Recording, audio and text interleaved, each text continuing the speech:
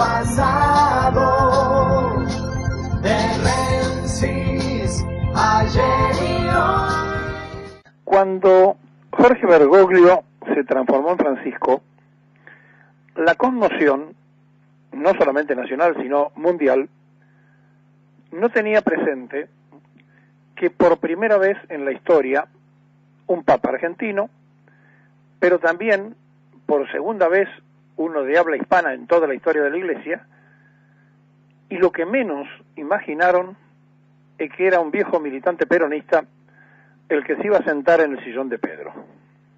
Ni Perón ni Evita jamás pudieron imaginar que su doctrina podría llegar a colocar alguna vez a alguien que lo superara a ellos mismos por su fama o por su propia impronta de ser un argentino que tuvo que decidir entre la militancia del peronismo o la fe católica. Y un día, entrando en la iglesia de Flores, tomó la determinación. Se hizo sacerdote. Desde que Bergoglio maneja y conduce la iglesia, la mayor preocupación de los políticos argentinos es sacarse una foto con el Papa, y todos pugnan por saber si el Papa va a llegar para darle una especie de gran respaldo a quien gobierne provisoriamente y de turno la República Argentina.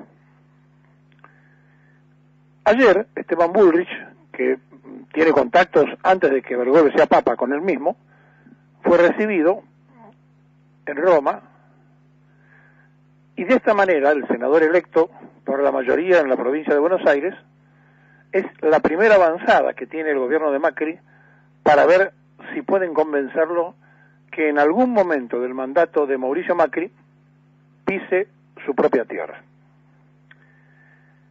Es algo así como una pelea entre diablos y santos, algo así como una pelea entre el poder celestial, el poder político, el poder de los hombres y el poder supremo. Pero rara vez a los argentinos se nos ocurrió imaginar dónde estamos parados en cuanto a la construcción de quienes en estos 200 años y algo más de independencia tenemos como protagonistas de la fe mayoritaria del país, es decir, en la cuenta de los santos, según creen los católicos, y a partir de allí podemos decir que Valdivieso Sáenz, un hombre que había nacido en la Argentina, que fue el primer santo argentino, pero que fue santificado por su trabajo en España, prácticamente no vivió en nuestro país, fue el primer santo que fue antes de Bergoglio. Bergoglio tuvo la satisfacción para él y para nosotros de que Brochero, el cura Brochero, se transformara en el primer santo de verdad, criollo, de predicamento en la Argentina, en Córdoba, etcétera, etcétera, y se transformó en el segundo santo de nuestro país. El primer día del mes de noviembre, la Argentina, como todos los de fe católica en el mundo, van a conmemorar la cuestión más trascendente, que es el dar el gran paso para la solemnidad de todos los santos en esta jornada nacional de oración que se va a hacer en nuestro país para pedir por la santificación del pueblo argentino. Y entonces uno dice, en un país que está en debate, en un programa que todos los días tiene que hablar de las cosas de los hombres que están más cerca del diablo que de Dios, se nos ocurrió preguntarnos dónde estamos parados desde que Bergoglio es Papa. Y le voy a contestar algo que, sinceramente, muy pocos argentinos lo saben. Además de tener dos santos, es decir, uno hecho por él, la Iglesia Católica, en este momento, tiene esperando a una importante cantidad de beatos, es decir, el paso previo a la santificación.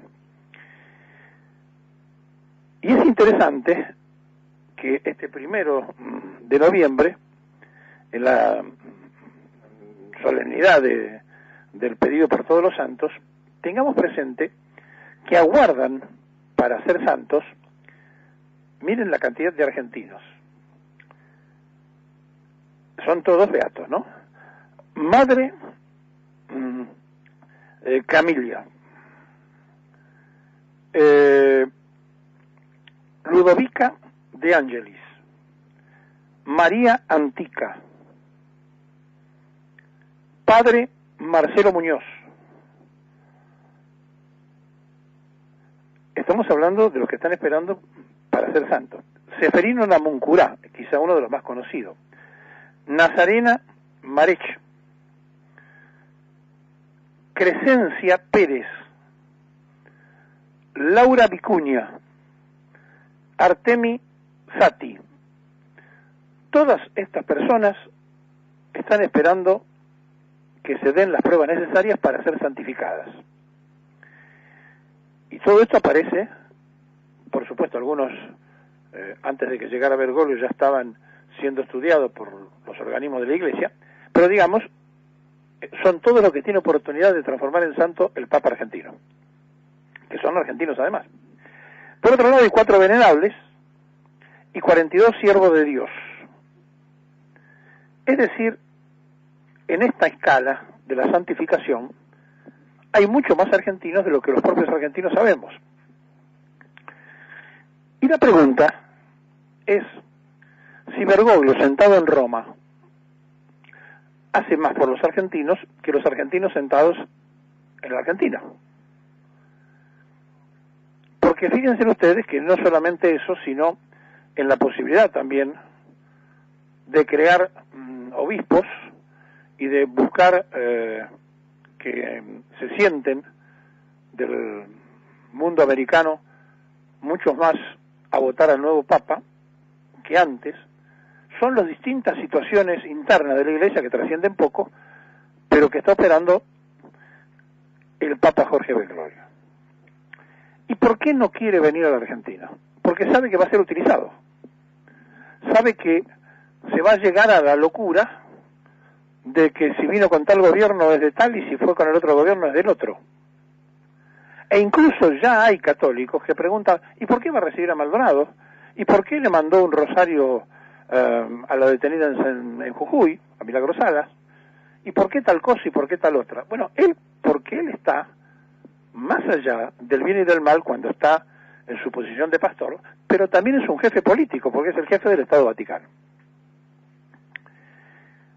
Y dentro de esta posición está trabajando en un proyecto de neto corte político, por eso está en la mira de los que manejan el mundo, cosa que nosotros no cuidamos para nada, porque dijo que el sistema capitalista tal cual está funcionando no sirve y está detrás de la creación de una nueva moneda, porque dice el Papa, y tiene razón, que la moneda no tiene valor en sí mismo, que es una cuestión simbólica, que lo que tiene valor es la materia prima o las cosas que se negocian a través de esa moneda. ¿Cómo va a tener la moneda valor en sí mismo?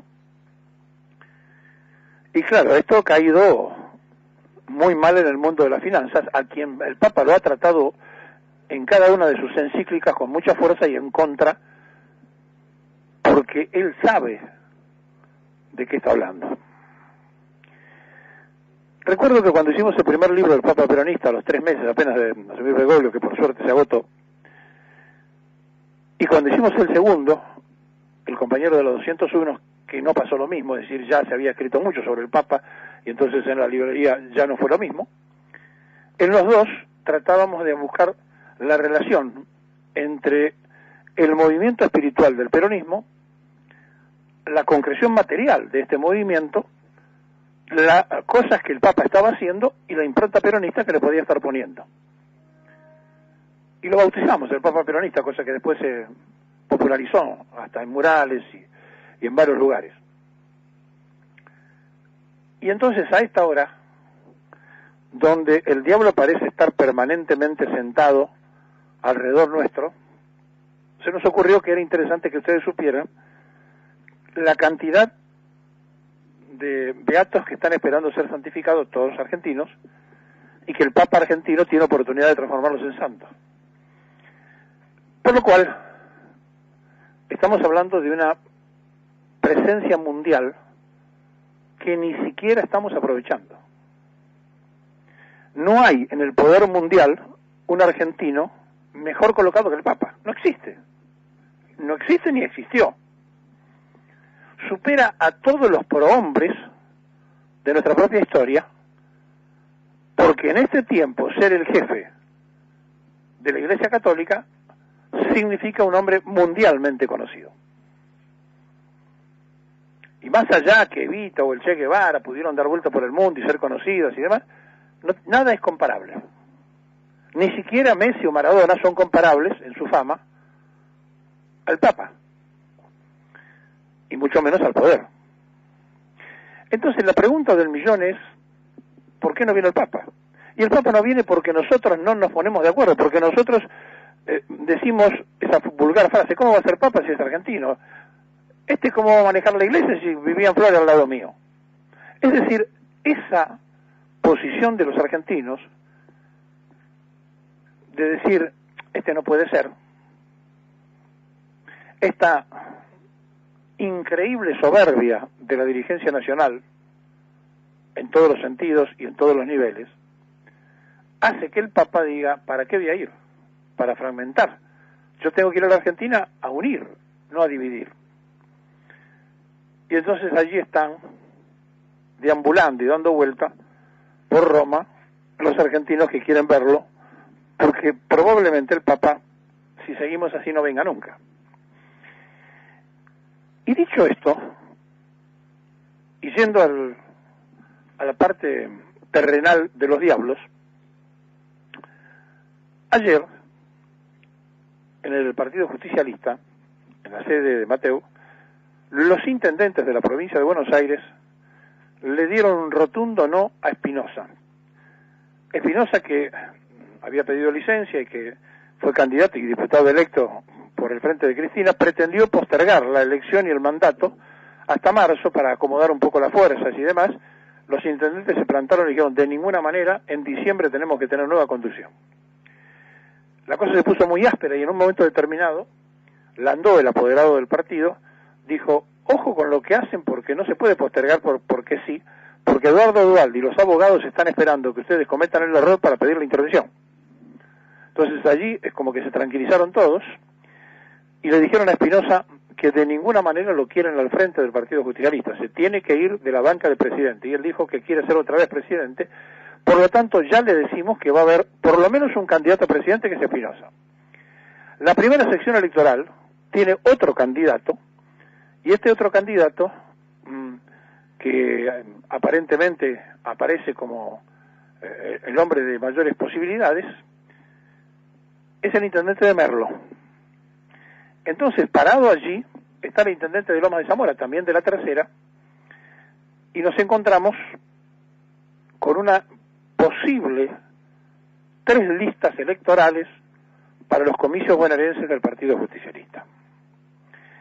Y frente a esto, y frente a las cuestiones que antes planteábamos, de cómo somos nosotros, la lucha por el poder del Partido Justicialista ha provocado ayer que patinaron muchos, entre ellos el representante de la Cámpora, que cuando pidió un delegado por sección electoral y por distrito, lo sacaron corriendo, y además le pasaron factura a Cristina. Dijeron que Cristina se había comprometido que el kirchnerismo no iba a perturbar para nada las internas del Partido Justicialista, y que ellos no estaban dispuestos a aceptar ninguna injerencia, ni de la Cámpora, ni de Espinosa. Se subió de tono, la cosa fue bastante pesada, y en un momento determinado se tranquilizaron, dándose cuenta que le estaban pasando factura por la derrota, y que evidentemente el que pierde se tiene que ir. Y frente a estas cuestiones, el que fuera ministro de Salud de Cristina, el gobernador actual de Tucumán, ayer salió de la reunión que hicieron los gobernadores para preparar lo que le van a plantear a Macri el lunes, y dijo, el ex ministro de la presidenta, el ciclo político de Cristina se terminó. Es decir, se empiezan con mucha prontitud, tal cual lo ha hecho históricamente el peronismo, el que pierde va al final, va a la cola, y tiene que dejar lugar a otros. Por lo tanto, creemos que ya está perfilado que si no hay algún concepto de unidad, va a haber al menos 3 listas para la interna del Partido Justicialista, y no sé si Duhalde se animará también a presentar lista, pero lo cierto es que la verdad, ayer le dijeron a Espinosa, se terminó, no podés seguir siendo presidente del PJ. Y además le pasaron factura, le dijeron, venís perdiendo 3 elecciones seguidas, te tenés que ir. Pero claro, él maneja La Matanza, donde hay muchos votos, y habrá que ver en una interna del justicialismo cómo gravita o cómo pesa el voto del militante en La Matanza. Así que ya está echada la suerte por ese lado. Ayer, cuando terminó de prestar declaraciones por el caso AMIA, Cristina Fernández, trascendió que va a pedir permiso para ausentarse del país. Dicen que la expresidenta iría a Gran Bretaña, a Francia, a Portugal, y que también tiene una posibilidad de ir a México. Y que ese viaje llevaría un tiempo considerable, por lo cual tendrá que ver en cuántas causas se tiene que presentar, pedir permiso, etcétera, para ver si lo autorizan. Pero resulta que ayer, con lo que Cristina firmó, comprometió a sus diputados, porque no puede ser sancionada ella como abogada, porque ella estaba ahí como acusada o como imputada. Pero sí los abogados que firman lo que Cristina le escribió a Bonadío, donde le dijo que no era garantía de ninguna justicia, que él había sido responsable del ocultamiento de la causa AMIA, etcétera, etcétera, por lo cual si el juez se siente agredido, podría sancionar o pedir sanción para los 2 abogados patrocinantes de Cristina, e incluso en el caso personal se podría hacer una demanda por injuria a la presidenta, pero eso es otro tema. Pero sí se podría llegar a sancionar a través del Colegio de Abogados a los legisladores, a los 2 abogados que firmaron por lo que Cristina le puso al juez, desautorizándolo moral y legalmente a que sea el responsable de juzgar. Estamos entonces imbuidos de ese toma y daca permanente, de no reubicarnos ninguno de nosotros en donde debemos estar parados ante cada circunstancia, y la sociedad parece también sufrir con su dirigencia estas situaciones. Por eso el Papa no viene, porque los argentinos somos como somos. Y por lo tanto, él tiene que tener la determinación de llegar a la Argentina si la Argentina ofrece una mínima oportunidad de ponerse, por lo menos, en ton de paz y no de agresión, más allá de que uno piense una cosa y otro piense otra. El lunes, cuando Macri llame a este conjunto de gobernadores y después quiera armar el pacto de futuro y demás, vendrá con una información que él le mandó preguntar